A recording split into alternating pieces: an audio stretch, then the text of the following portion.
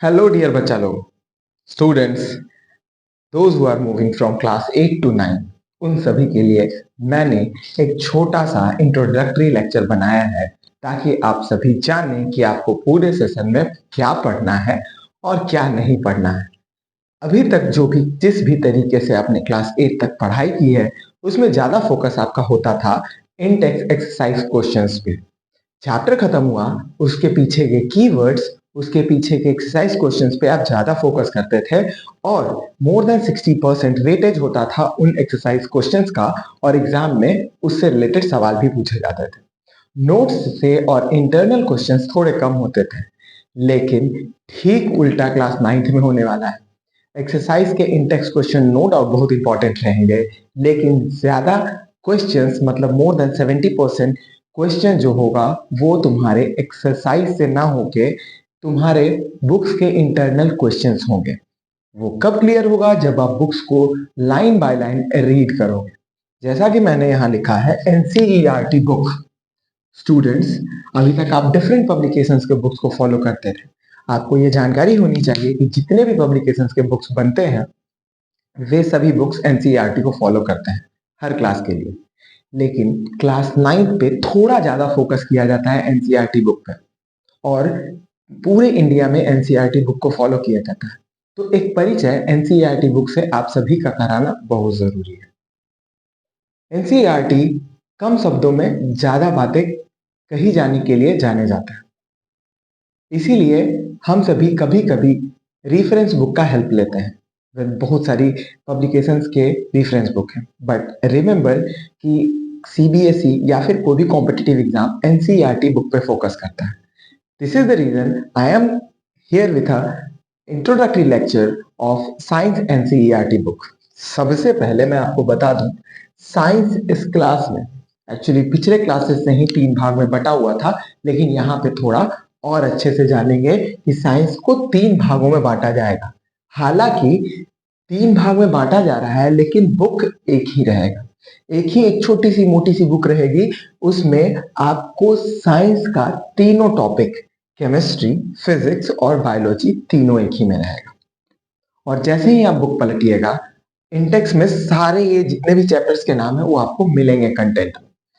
अब जो सबसे पहला चैप्टर होगा वो होगा matter in our surrounding. Matter in our surrounding मतलब कि हमारे आसपास मैटर किन किन तरह के हैं, क्या क्या उनका बिहेवियर है, इस चैप्टर में हम लोग पढ़ेंगे। नाम से ही पता चलता है ना। मजे की बात यह है कि यहाँ पे हम दो नई नई चीजों को जानेंगे। अभी तक हम लोग ये जानते हैं that there are 3 states of matter. First one is solid, second one is liquid, third one is gas. इस क्लास में आके हमको पता चलेगा that there are fourth and fifth state of matters present in our world. ये fourth और fifth state of matter भी exist करते हैं और ये है प्लाज्मा और बीईसी। बीईसी का full form Bose Einstein condensate. लेकिन इन दोनों को जानने के लिए आपको इस चैप्टर में एंटर करना होगा और चैप्टर को अच्छे से पढ़ना होगा। तो अभी तक जो भी आपने सॉलिड लिक्विड गैस के बारे में पढ़ा है उसको यहाँ पे रिपीट तो करेंगे ही, साथ में दो नई चीजों को पढ़ेंगे, प्लाज्मा एंड बीईसी। इसके बाद आगे बढ़ेंगे और हम लोग चैप्टर 2 की तरफ जाएंगे एनसीईआरटी का, और ये कहता है is matter around us pure? क्या हमारे आसपास जो मैटर है वो प्योर है? और यहाँ पे आगे हम लोगों को पता चलेगा about elements, about molecules, about mixture, और इन सभी को सेपरेट करने के लिए भी सिखाया जाएगा। लेकिन इस सेशन में वही सेपरेशन का टॉपिक रिमूव कर दिया गया है। तो वो सेपरेशन का टॉपिक हमें पढ़ना तो नहीं है, लेकिन उससे रिलेटेड प्रैक्टिकल्स करने हैं। तो प्रैक्टिकल क्लास जब आपका होगा तो वहां पे थ्योरी और प्रैक्टिकल दोनों कवर हो जाएगा। हाँ, चलो आगे बढ़ते हैं। चैप्टर 3 है केमिस्ट्री का, एटम्स एंड मॉलिक्यूल्स। एटम्स क्या होते हैं तुमको पहले से पढ़ाया गया है कि the smallest unit of matter is known as atom. लेकिन यहाँ पे तुमको आके पता चलेगा कि ये मैटर है क्या। अब जब सॉरी ये एटम है क्या और एटम्स जब मिलते हैं तो मॉलिक्यूल्स कैसे बनते हैं, इन सभी के बारे में इस चैप्टर में हम लोग जानेंगे। डिफरेंट डिफरेंट एटम्स के बारे में जानेंगे। डाल्टन्स एटॉमिक थ्योरी पढ़ेंगे कि क्या क्या थ्योरीज दी गई है और आगे चल के वो थ्योरीज फेल कैसे हुई, ये भी हम लोग जानेंगे इस चैप्टर में। काफी मजेदार चैप्टर। इसके बाद चौथा चैप्टर केमिस्ट्री का हो जाएगा स्ट्रक्चर ऑफ एटम।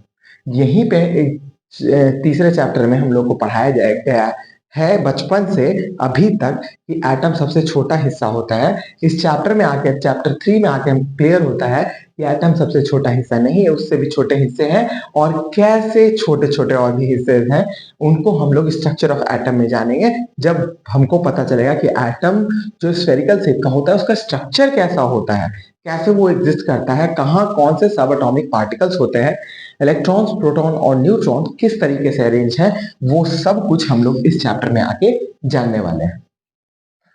ये था 4 चैप्टर तुम्हारा केमिस्ट्री का। अब केमिस्ट्री के बाद जब 4 चैप्टर खत्म हो जाएंगे तो 5वां चैप्टर शुरू होगा बायोलॉजी से।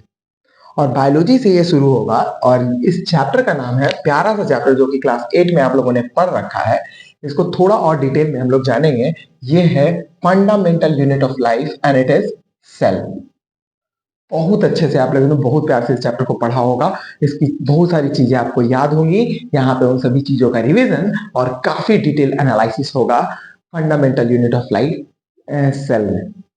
इसके बाद टिश्यू स्टार्ट होगा, जैसा कि क्लास 8 में आपको पढ़ाया गया था कि सेल्स से कंबाइन होके, एक तरह के सेल्स एक जगह पे इकट्ठे होके टिश्यूज बनाते हैं। और यहाँ पे हम लोग को आके पढ़ना है टिश्यू, और टिश्यू में दोनों तरह का tissue, plant tissue and animal tissue.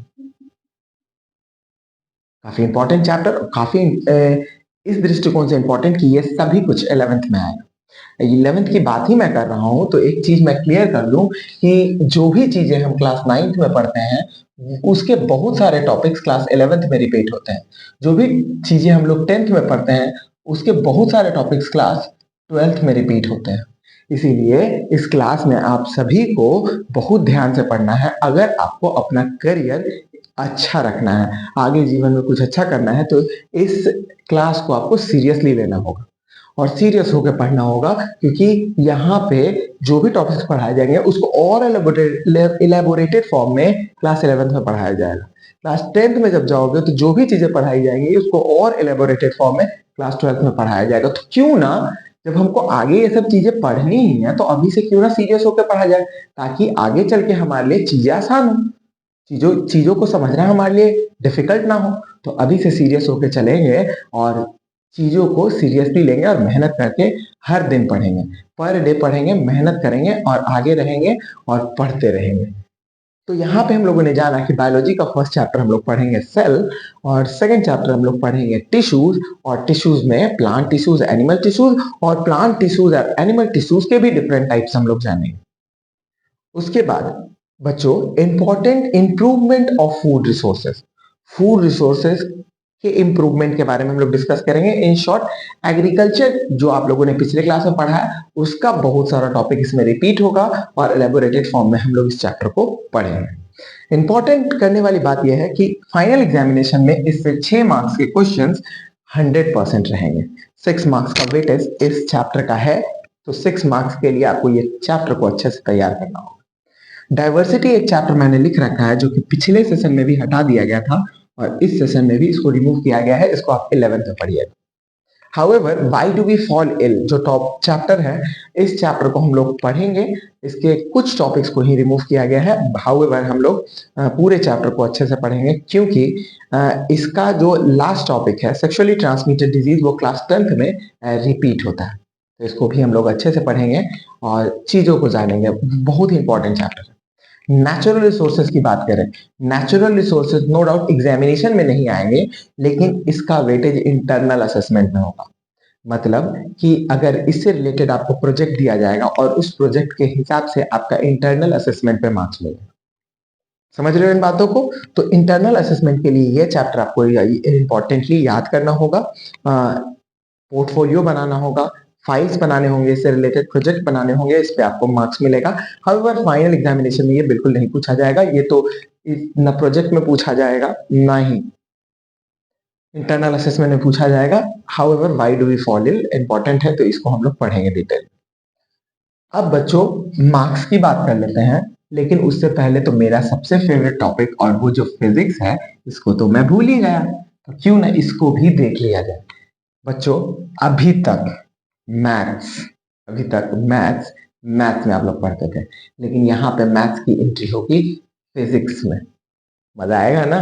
Math से आपको डर लगता था, लेकिन उस डर को से डरना नहीं है, डर से आगे बढ़ना है, डर से लड़ना है और अपना मैथ स्ट्रॉन्ग करना है ताकि आपका फिजिक्स भी अच्छा हो जाए। एक बहुत बड़े साइंटिस्ट ने कहा है that mathematics is the language of physics. Physics की बातें हम लोग मैथमेटिक्स के लैंग्वेज से ही करते हैं, तो मैथमेटिक्स का समझना जरूरी है। अभी ये काफी धीरे धीरे आपको फिजिक्स में मैथ्स की एंट्री कराई जाएगी, काफी स्लो। धीरे धीरे धीरे धीरे क्लास 9 से 10th 11 12 जाते जाते आपको समझ में आ जाएगा कि क्यों आखिर फिजिक्स का लैंग्वेज मैथमेटिक्स हो जाता है। इतना ज्यादा इसका फिजिक्स का इन्वॉल्वमेंट, फिजिक्स सब्जेक्ट में मैथमेटिक्स का इन्वॉल्वमेंट क्यों है, तुमको मजा आने वाला है। बेसिक्स मैथ्स क्लियर रहेगा आपको तो ये तो मजेदार हो ही जाएगा। ठीक है ना। काफी आसान आसान न्यूमेरिकल्स रहेंगे इसमें। न्यूमेरिकल से याद आता है कि फिजिक्स में तो न्यूमेरिकल्स मोशन से ही शुरू हो जाएंगे, मोशन से ही शुरू हो जाएंगे। केमिस्ट्री में भी न्यूमेरिकल्स रहेंगे, मैथमेटिक्स रहेगा और ये न्यूमेरिकल्स चैप्टर 2 और 3 से शुरू हो जाएंगे। 2 और 3 से न्यूमेरिकल्स शुरू हो जाएंगे, न्यूमेरिकल्स शुरू हो जाएंगे। ठीक है। हालांकि इसमें से एक टॉपिक है एटम्स एंड मॉलिक्यूल्स में से मोल कॉन्सेप्ट, जिसके कुछ पार्ट्स को रिमूव किया गया है। लेकिन अगर आप पढ़िएगा तो मोल कॉन जो भी टीचर्स आपको पढ़ाएंगे वो मोल कॉन्सेप्ट इसमें जरूर डिटेल में बताएंगे, क्योंकि mole concept again class 11th में यूज है उसका, इसीलिए हल्का फुल्का रिमूव किया गया है, लेकिन पढ़ाया जाएगा इसको काफी अच्छे से आप सभी को।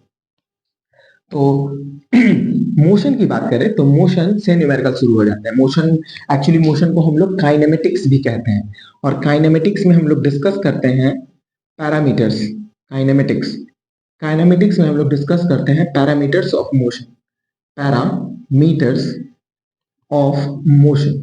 मोशन के पैरामीटर्स के बारे में डिस्कस करते हैं कि अगर कोई बॉडी मूव कर रहा है तो उसका डिस्टेंस कितना कवर होता है, उसका डिस्प्लेसमेंट कितना कवर होता है, वो कितना स्पीड से किस डायरेक्शन में चल रहा है, उसका एक्सेलरेशन क्या है, क्या वो ब्रेक लगा रहा है गाड़ी या स्लो हो रहा है या फास्ट हो रहा है। इन सभी को हम लोग कहते हैं पैरामीटर्स, और इन पैरामीटर्स को हम लोग डिस्कस करेंगे किसमें, इस चैप्टर में। तो इसीलिए इसको कहा जाता है काइनेमेटिक्स। तो फिजिक्स का वो ब्रांच जो डील करे with the study of parameters of motion, उसको हम लोग कहते हैं काइनेमेटिक्स। काइनेमेटिक्स बात करेंगे इसके बाद अगला चैप्टर, और ये चैप्टर होगा force and laws of motion. और पता है इसको प्यार से क्या नाम दिया गया है, डायनेमिक्स। डायनेमिक्स का मतलब होता है अगर कोई मोशन हो रहा है तो उसका काउज क्या है, और उसका काउज क्या है, उस काउज को यहाँ पे हम लोग पढ़ेंगे, काउज ऑफ मोशन। एंड तुमको तो पता है ही कि अगर तुम खड़े हो तो तुमको अगर कोई धक्का देगा तो तुम आगे बढ़ जाओगे, गाड़ी को कोई ढकेलेगा तो गाड़ी आगे बढ़ जाएगा।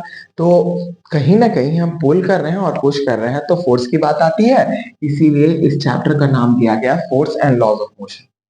मजे की बात यह है कि यहाँ पे मोशन में तो हम लोग 3 equations of motion, 3 formula, 3 relation को जानेंगे जो कि आपको बाय हार्ट याद होना चाहिए। और इस चैप्टर में, चैप्टर 8 में लॉज ऑफ मोशन 3 पढ़ेंगे। First law of motion, second law of motion and third law of motion, जो कि सर आइजैक न्यूटन के द्वारा दिया गया था। और ये काफी फेमस लॉज है, हर एक बच्चे को ये याद होना चाहिए, पता होना चाहिए। चैप्टर में आएंगे तो इसके प्रैक्टिकल एप्लीकेशन के साथ इसको पढ़ेंगे। तो force and laws of motion. इसके बाद आएंगे ग्रेविटेशन। ग्रेविटेशन की बात करें तो ग्रेविटेशन हम सभी जानते हैं गुरुत्वाकर्षण बल।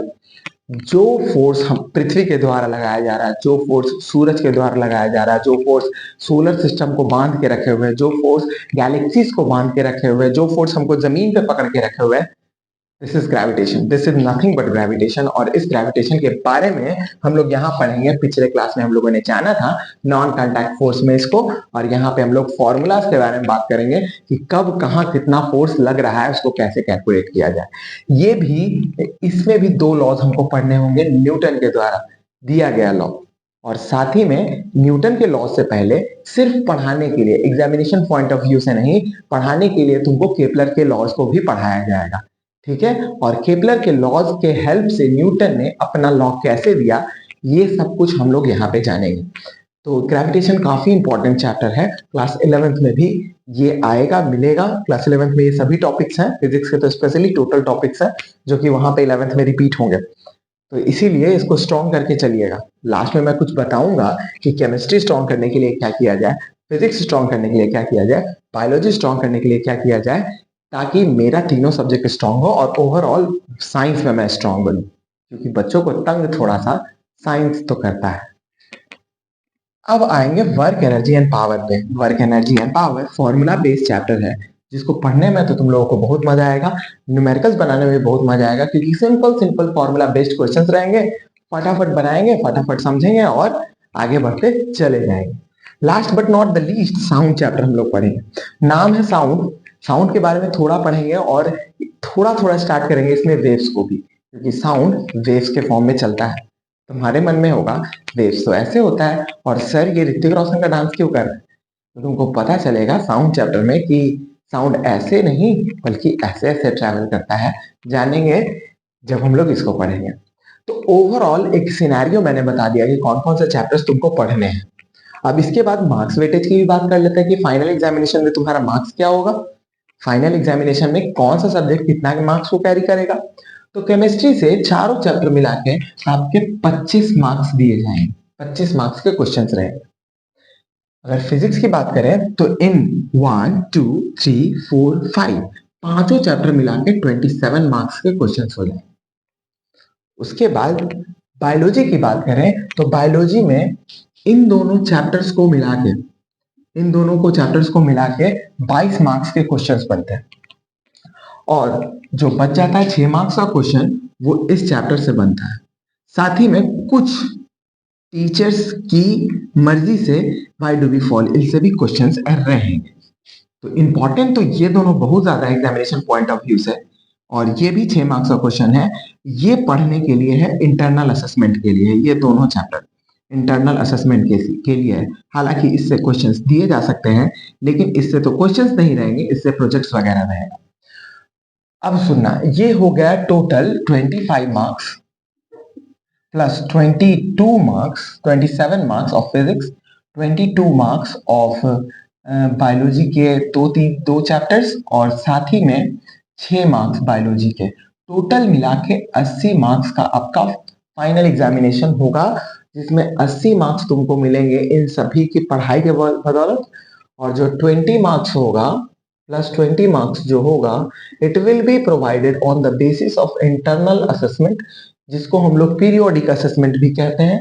इंटरनल असेसमेंट में आप कितना मार्क्स ला रहे हो, ठीक है ना, आपकी नोटबुक्स कंप्लीट है टाइम टू टाइम नहीं, या फिर नहीं कंप्लीट है, आपका प्रैक्टिकल नोटबुक कंप्लीट है कि नहीं है, इन सभी के बेसिस पे प्रैक्टिकल नोटबुक आपका कंप्लीट है नहीं है, किस तरीके का बना हुआ है, आप डिसिप्लिन में रहते हो या नहीं रहते हो, डिसिप्लिन में रहते हो या नहीं रहते हो, इन सभी बातों का ख्याल रखते हुए, यूनिफॉर्म में हो नहीं हो, इन छोटी छोटी बातों का ख्याल रख के टीचर्स आपको 20 मार्क्स देते हैं।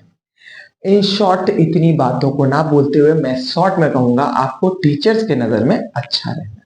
अगर आप टीचर्स के नज़र में अच्छे हो, यूनिफॉर्म अच्छा है आपका, आप डिसिप्लिन बिहेवियर में हो, टीचर के नज़र में अच्छे हो, स्कूल के नज़र में अच्छे हो, तो आपको अच्छे मार्क्स दिए जाएंगे। 20 में 20, 20 में 19 मार्क्स तो आपको दिए जाएंगे स्कूल की तरफ से, टीचर्स की तरफ से। तो ये तो बोनस है, जो कि हम टीचर्स का काम है कि हम क्या देंगे क्या नहीं। आपको बस इसमें डिसिप्लिन रखना है, आपका फोकस होना चाहिए अपनी ताकत, अपनी स्ट्रेंथ पे, और वो है आपका 80 मार्क्स। 20 मार्क्स तो स्कूल की जिम्मेदारी है, 80 मार्क्स आपकी खुद की जिम्मेदारी है। इस 3 घंटे, जो भी 3 घंटे का पेपर होगा, उसमें आप कितना मेहनत करके लिखते हो वो मैटर करता है, और खूब अच्छे से लिखोगे तो वो 80 मार्क्स आपके हैं। और जो 80 मार्क्स लाता है वो 20 में से 15, 16, 17, 18, 20 लाने के योग्य तो होता ही है, और उसका भी मार्क्स आता है। तो इस तरीके से हम लोग पढ़ेंगे, आगे बढ़ेंगे, और इसको आप सभी लिख सकते हैं। जानने के लिए कम से कम चैप्टर्स का नाम तो आपको याद हो जाए पढ़ने से पहले, तो मजा आएगा पढ़ने में। तो जल्द ही हम लोग मिलेंगे नेक्स्ट वीडियो में, और नेक्स्ट वीडियो में हम लोग डिस्कस करेंगे नई नई बातें। तब तक के लिए थैंक यू।